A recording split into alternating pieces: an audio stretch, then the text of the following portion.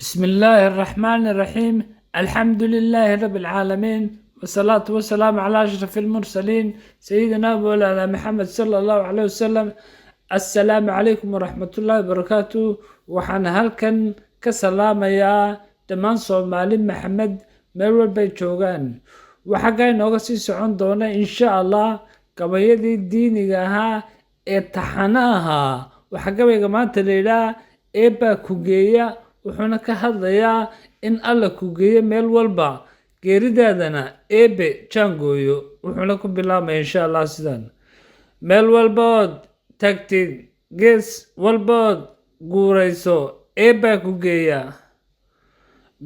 gobol walbood u guurto, ganyaal walbood degto, eebaa ku geeya. adduunkan gacmaha ilaah ayay maamulkeedu ku guda jiraa. arrin una alle goynin ma jirtee go'aankaaga eebbe la kaasho. garab ka yeelo guule awooddiisa kugu gadaaman kolkaad garatid deeqdiisa aan abid gudhayne. godka iyo iilka intaan lagugu gabsiin garwaaqso xaqa. noloshu way gaaban tahay, gelin hore iyo gelin dambe iyo waa guduudan weeyi.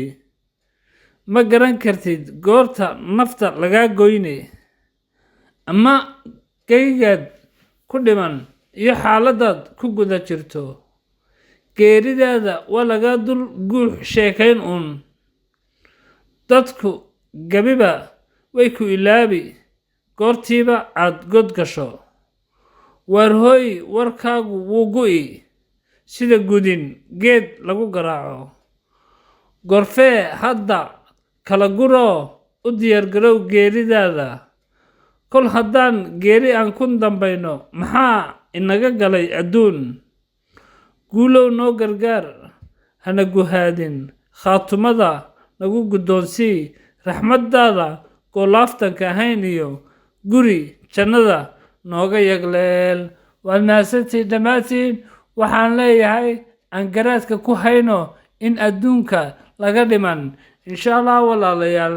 wasalaamu calaykum waraxmatullaahi wabarakaatu.